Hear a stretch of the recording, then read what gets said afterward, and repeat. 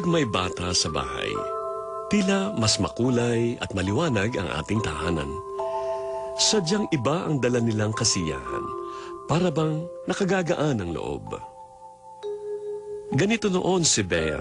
Bago pa siya mag-2 taong gulang, ay sinasali na siya sa mga patimpalak sa barangay dahil isa siyang biba at matalinong bata. Pero nagbago ang lahat dahil sa isang insidente. Kinuha yan ng kanyang papa. Sabi, papasyal sa Manila ng ninang niya. O, Bea. Office na si Mami. Ay, dito nga. Sige. Huwag kayo masyado paggabi, ha? Sige, sige. Bye-bye. Bye-bye. Sandali, papawisan ka niyan. Oh. Sandali. Lakad ka lang. Yan. Tapos, nung gabi na, 6:45, nakarating ang mag-ama ko sa bahay.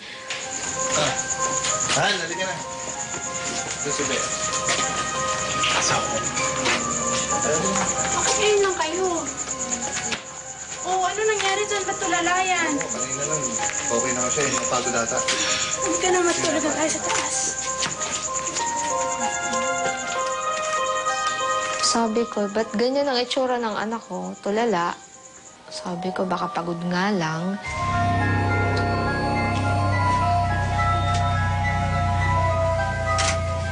So, hindi ko pinansin. Pinatulog ko lang kasi nga akala ko pagod.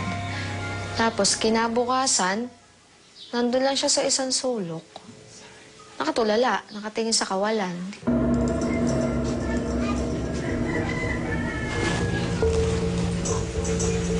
Bea? Bea? Nalaman ni Linda Bea? na ang kasama ng kanyang anak noong araw na yon ay kabit ng kanyang asawa. Bea?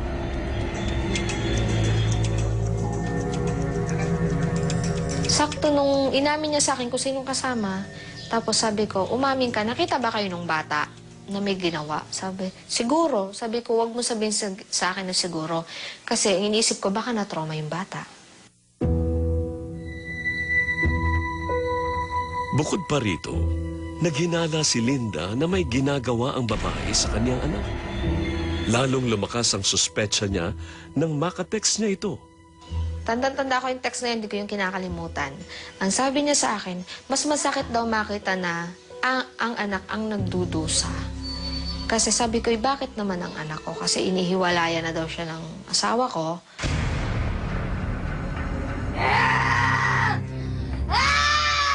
Bea? Bea? Bea? Bea? Bea? Bea, halika dito! Diyos ko, tulungan niyo ako! Simula noon, tuloy-tuloy na ang pag-iba ni Bea. Bigla itong babangon tuwing 12:00 ng gabi at mag-iiyak. Hindi nila mapigilan ang pagwawala. Ang lakas-lakas niya. Ang lakas-lakas niya, tapos nakatingin siya. Iba yung mukha niya. Iba yung itsura. Mapula yung mata niya. Parang hindi siya. Yung boses niya, iba. Tuwing 12:00 ng gabi hanggang 3:00 o hanggang 4:00 ng gabi. 2 years kaming ganun. Every day yun.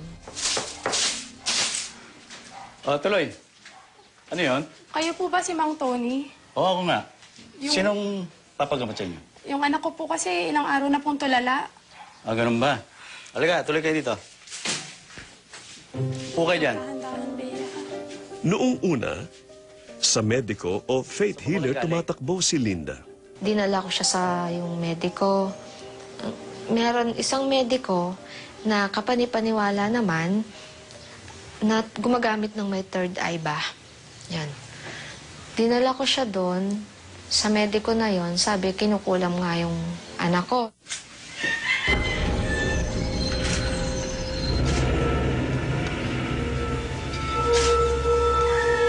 Alam niyo ba ang nakikita ko rito? Ang asawa mo. Isinama ang anak mo sa kanyang babae.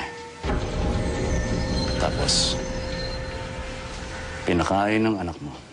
Nasabi niya lahat, pati pinuntahan, pati kinain. So parang naniwala ako.